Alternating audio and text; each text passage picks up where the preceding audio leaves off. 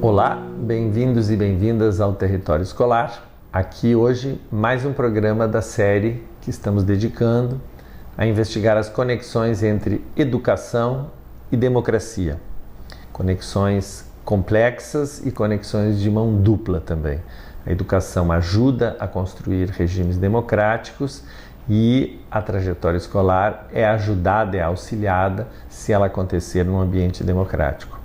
O tópico que nós escolhemos hoje para comentar dentro dessa conexão é um tópico que envolve as mídias, educação e democracia, dividindo as mídias em dois grandes campos, as chamadas mídias tradicionais, televisão, rádio e jornal, e as mídias chamadas alternativas ou redes sociais. Mais um programa hoje em que talvez a grande contribuição seja de levantar um grande conjunto de boas perguntas, porque não temos todas as respostas para essa conexão. A primeira coisa é pensar que cada vez mais os grandes grupos de mídia se interessam pelo campo educacional, pelo campo escolar, produzem material para ele, e refletem nele as coisas que esse campo discute. O segundo dado para se pensar o assunto é que a grande mídia num país como o Brasil é fortissimamente concentrada, como se vê largamente um grande conjunto de estudos que existe. No Brasil, um número muito pequeno de pessoas detém o comando acionário da quase totalidade dos canais de televisão, de rádio e também dos grandes jornais. Entre nós também, lastimavelmente no Brasil, diferente de outros países, a televisão pública, as TVs cultura, as TVs educativas, a rádio educativa, as rádios universitárias, elas têm pouca expressão no cenário e são elas que mais acolhem as demandas das trajetórias escolares ou do campo educacional. Então, algumas questões interessantes para se pensar é que uma vez que a gente esteja na sala de aula, dando aula, uma escola esteja fazendo atividades, ela gostaria que as atividades feitas, às vezes uma grande escola de ensino médio, por exemplo, numa cidade, ela gostaria que as atividades feitas tivessem uma repercussão pública. Isso acontece muito poucas vezes no Brasil.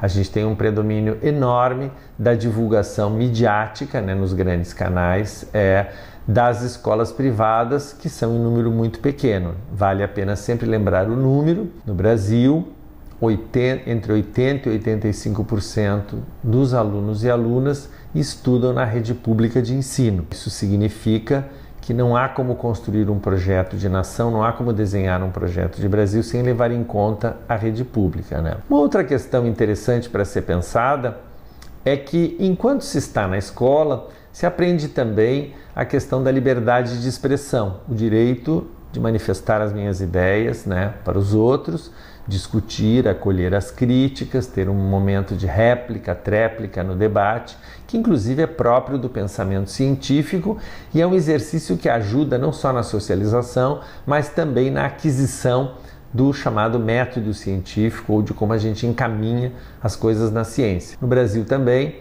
de maneira lastimável, por conta dessa grande concentração da grande mídia nas mãos de poucos, a gente não tem como encaminhar uma aula imaginando que todos nós temos o direito a manifestar a nossa opinião igualmente para um grande público. Nos últimos anos, como com certeza todos sabem, a gente teve um grande desenvolvimento de projetos educacionais que usam as redes sociais, as mídias aí no campo da web,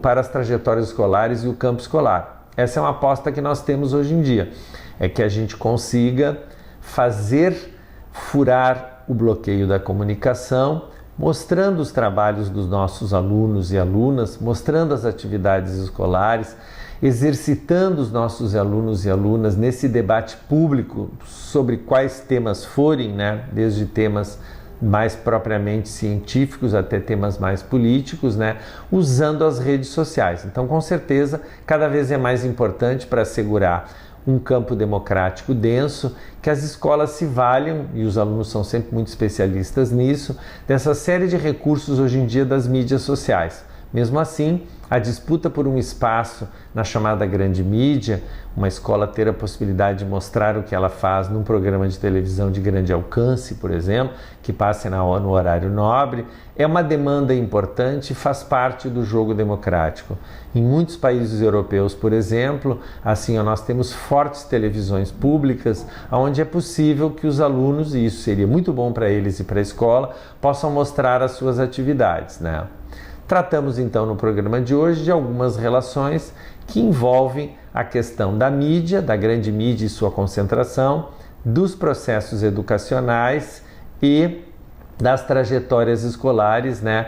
Pensando se isso oportuniza ou não um país com densidade democrática. Questões para a gente pensar e que ajudam a dar aula.